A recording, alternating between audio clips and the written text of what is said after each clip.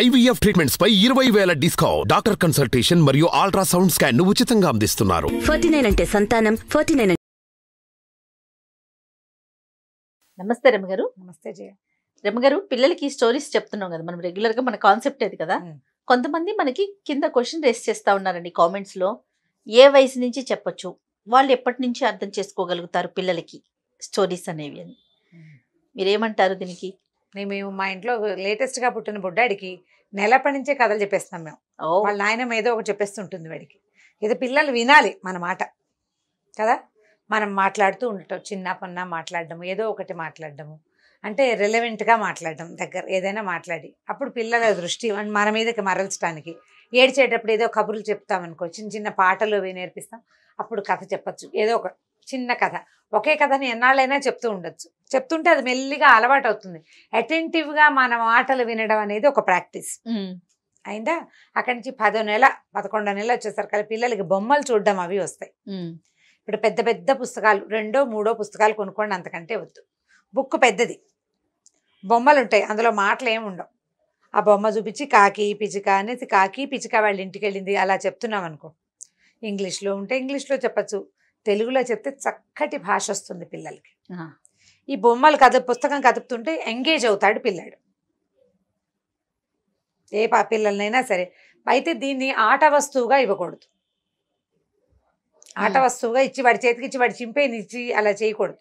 చేయకుండా ఇలా మెల్లిగా అలవాటు చేస్తే ఒక ఏడర్థం వచ్చేసరికల్లా మనం చెప్పే మాటలు పిల్లలకి అర్థం అవుతాయి. మామూలుగా ఏడాది లోపలే బాయ్ చెప్పు అంటే చెప్తారా? అది ఎలా అర్థమైంది వాడికి? కథ ఎందుకు అర్థం కాదు? ఇట్లా ఊపి ఊపి చూపిస్తాం కదా, కథ కూడా అలాగే అర్థం అవుతుంది.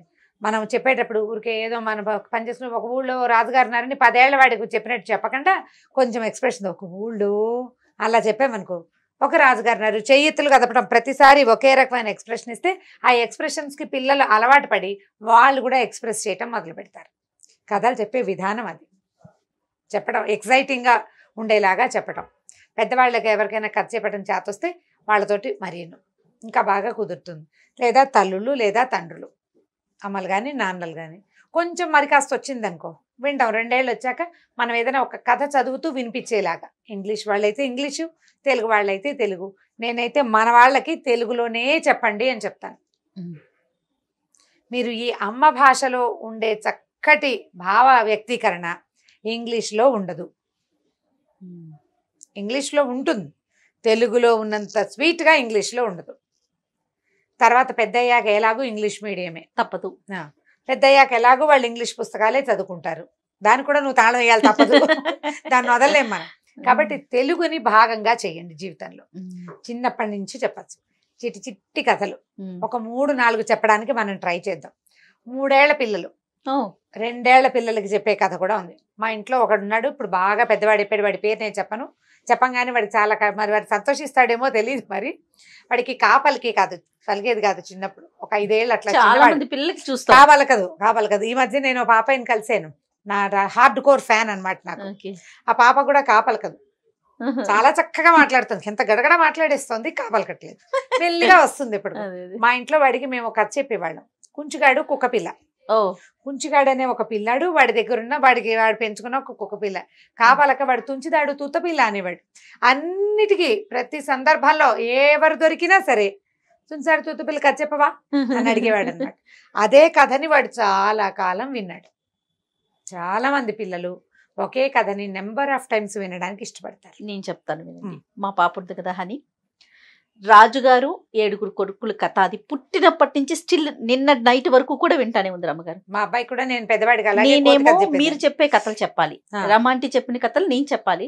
నా స్టోరీ అయిపోయాక అమ్మ రోజు చెప్తావు కదా అమ్మమ్మ, ఆ కథ చెప్తే అప్పుడు నిద్రపోతుంది.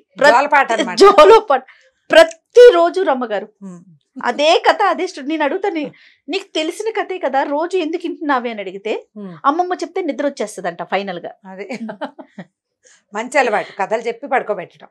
ఈ ప్రాక్టీస్ చేయండి. ఒక 5-4 కాదు, ఒక 1/2 డజన్ కథలు చెప్దాం అనుకుందాం. ఓ సూపర్. కుంచుగాడు కుక్కపిల్ల కథ ఇవాళ చెప్దాం. మా వాడి ఫేవరెట్ ఇది. ఇప్పుడు అది వాడు చూసి వాడి ఈ కథ నాదే అని వాళ్ళ ఆఫీస్ ఫ్రెండ్స్ అందరికీ చెప్పుకోవాలి. వాడి పేరు చెప్పట్లేదు అందుకే నేను. ఒక ఊళ్ళోనట ఒక అబ్బాయి ఉన్నాడు, అమ్మ నాన్న ఓ చిన్న పిల్లాడు ఉన్నారు. ఈ చిన్నవాడి పేరు కుంచి, ముద్దు పేరు. వాడి పేరు ఏదో అసలు పేరు, మనం మామూలుగా అయితే బాబీ, బుజ్జి, చిన్ని, మున్ను అన్న అలాంటి పేర్లు పెడతాం, బన్ను, బన్నీ అవి పెడతాం కదా. వాటిలలో పేరుగా కుంచుగాడు, వాడి పేరు కుంచి. అయితే ఈ కుంచుగాడు ఏంటట, ఒకరోజు బళ్ళోకి వెళ్ళాడు, 1వ క్లాస్ అప్పుడు.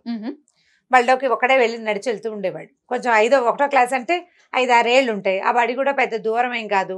ఈ కథాకాలం నాటిది 40 ఏళ్ళ నాటి కథ ఇది. అప్పటికి బస్సులు గిస్సులు ఇంత హడావిడిగా వెహికల్స్ ఏం లేవు, సైకిళ్ళు ఉండేవి అంతే, రిక్షాలు కనపడేవి. ఈ నడిచి వెళ్తున్న కుంచుగాడికి ఒక పక్కన ఒక చిట్టి కుక్క పిల్ల కనపడింది, బుజ్జిది.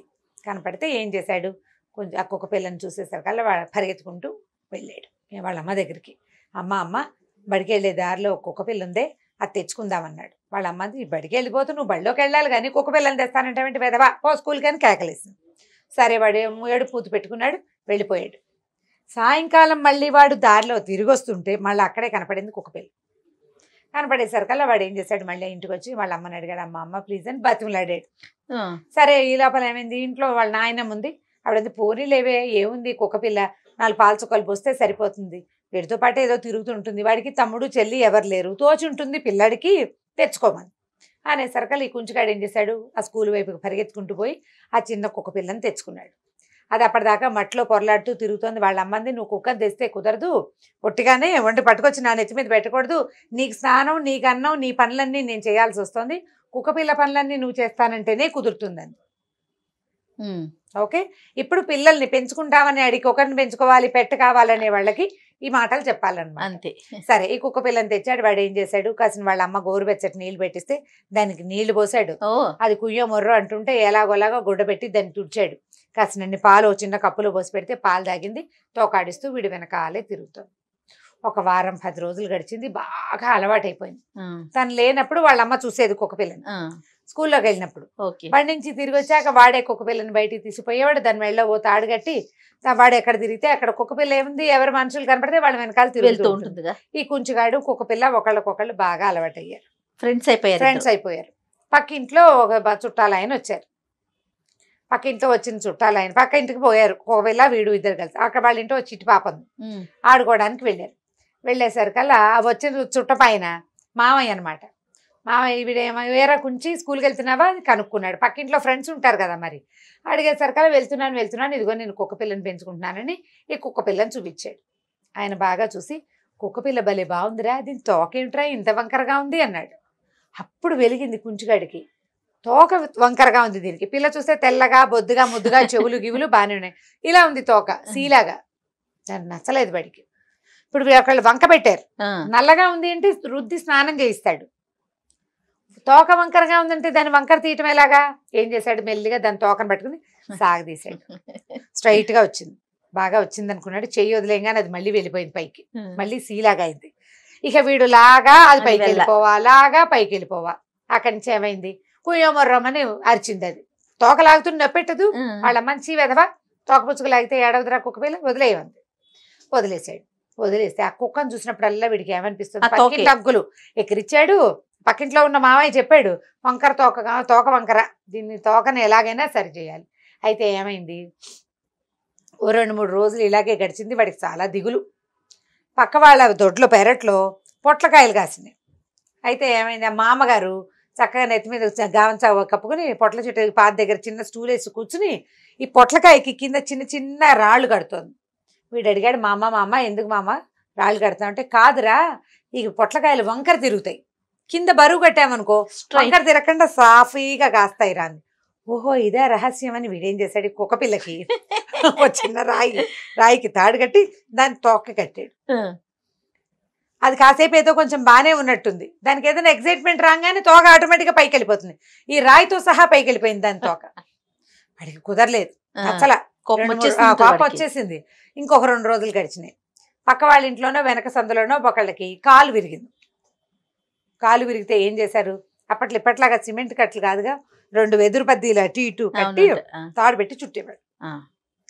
ఓహో వెదురు బద్దీలు చుట్టి సాఫీగా వస్తుందని అర్థమయ్యి వీడేం చేశాడు, 2 వెదురు బద్దలు తెచ్చి దీనికి ఒక తోకకి వేసి తాడు పెట్టి చుట్టేశాడు. కాసేపు ఆ పొడుగ్గా స్ట్రైట్ గా ఉన్న తోకను మోసుకుంటూ తిరిగింది. కుయ్యో అని ఏడుస్తోంది అది. దానికి ఉత్సాహం వచ్చినప్పుడల్లా తోక పైకి లేవాలి. ఇదేమో మరి కర్రలు కట్టేస్తున్నాయి, తోక రావటం లేదు. కుయ్యోమర్రోమని ఏడ్చింది. వాళ్ళమ్మ కేకలేసింది, నువ్వు నీ పిచ్చిను దానికి తోక నొప్పెడుతోంది, ఈ పాటికి స్ట్రైట్గా అయిపోయి ఉంటుంది, తీసేయమంది.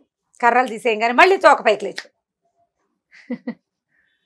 ఏం చేసినా దాని తోక సరిగా రాలే. పైగా వీడికి దగ్గరికి రాగానే తోక ముట్టుకుంటున్నాడు అనేది వీడి దగ్గరికి రావడం మానేసింది. కోపం వచ్చింది. మరి దాని భయం నొప్పెడుతోంది, ఎంతసేపు నొప్పి పుడితే ఎట్లా? అక్కడి నుంచి ఏం చేశాడు, 4 రోజులు 10 రోజులు 15 రోజులు గడిచింది. ఏ పని చేసినా దాని తోక మాత్రం సాఫ్ అవ్వాలి. ఒకరోజు సాయంత్రం దాన్ని ఎత్తుకెళ్ళి స్కూల్ అవతల దేవడి చేస్తూ వచ్చేసేట వాడింటికి దింపేసాడు. కోపం వచ్చేసింది. మరి వాళ్ళ అమ్మది కుక్కపిల్ల ఎదురంది.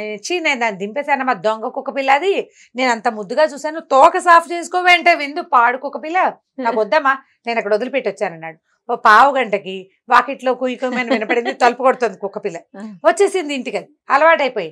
అక్కడి నుంచి వీడు ఏడ్చాడు, చీచి పిచ్చి కుక్కపిల్ల నాకు వద్దు, దీన్ని పంపించేసేయను. వాళ్ళ అమ్మ కేకలేసింది, ఒరే నీ ముక్కు వంకరగా ఉందని నేను నిన్ను వదిలేస్తానా అంటే, నువ్వు నన్ను వదిలేయవన్నాడు. అదేంటి అమ్మ లేకుండా నేను ఎలా ఉంటాను అన్నాడు. మరి నువ్వు కూడా అలవాటు చేసుకున్నావు కుక్కపిల్లని, రోజు పాలు పోసావు నీళ్లు పోసావు వెంట తిప్పుకున్నావు, నువ్వే దానికి అమ్మవి. ఇప్పుడు దాని తోక వంకరగా ఉందని దాన్ని వదిలేస్తే అది అమ్మ లేకుండా ఎలా ఉంటుందిరా పాపం చిన్నపిల్ల, అందుకని అది నీ కోసం వచ్చేసింది, స్నేహితుడి కోసం వచ్చేసింది. అది నువ్వు అమ్మవి కాదు, పోనీ ఫ్రెండ్వి కదా అనేసరికల్లా అప్పుడు ఇంకేం చేస్తాడు వాడు, ఆ తోక వంకర కుక్కపిల్లని తిట్టుకుంటూ అలాగే మళ్ళీ తెచ్చుకుని ఇంట్లో ఉంచుకున్నాడు అనమాట. కుక్కతోక వంకర అంతే కదా, అది ఏం చేసినా పోదు. దేన్నైనా ఎలా ఉన్నదాన్ని అలాగే స్వీకరించాలి వ్యక్తుల్ని అని నేర్పించడం కోసమే మనం మీకు చెప్తాం. ఇప్పుడు ఇది 3 ఏళ్ల పిల్లకి చెప్పచ్చు, కుంచుగాడు కుక్కపిల్ల. బాగుందండి. మీరు అన్నట్లుగా ఎవరు ఎలా ఉన్నా కూడా మనం స్వీకరించాలి. అది చిన్నప్పటి నుంచే నేర్పించి మనం చాలా మంచి పద్ధతి కదా. స్నేహం చేస్తే, ఒకరితోటి స్నేహం చేస్తే వాడు నల్లగా ఉన్నాడనో, వాడు తెల్లగా ఉన్నాడనో, వాడు జుట్టు బాగుందనో, లేకపోతే బాగులేదనో, వాడికి ఏదైనా దురభ్యాసాలు ఉన్నాయనో వదిలిపెట్టే. దురభ్యాసాలు ఉంటే దూరం పెట్టచ్చు, కానీ ఈ కవళికలతోటి ఆలోచించి వాటి కోసం స్నేహాలు మానుకోకూడదు. నువ్వు స్నేహం చేస్తే ఎలా ఉన్న వాళ్ళని అలాగే స్వీకరించాలి. బాగుంది రమ్మగారు. ఈ కథ చెప్పచ్చు. ఇది కొంతకాలం చిన్నపిల్లలకి వరుసగా రోజు ఇదే కథ చెప్పినా నడుస్తుంది కొన్నేళ్ల పాటు. అవునండి. ఇంకా కొన్ని చిన్న కథలు చెప్దాం మళ్ళీ నెక్స్ట్ సిరీస్ లో చెప్దాం. రైట్ అండి. నమస్తే రమ్మగారు. నమస్తే జయ. సుమన్ టీవీలో మీ పర్సనల్ అండ్ బిజినెస్ ప్రమోషన్స్ కోసం కింది నెంబర్కి కాంటాక్ట్ చేయండి.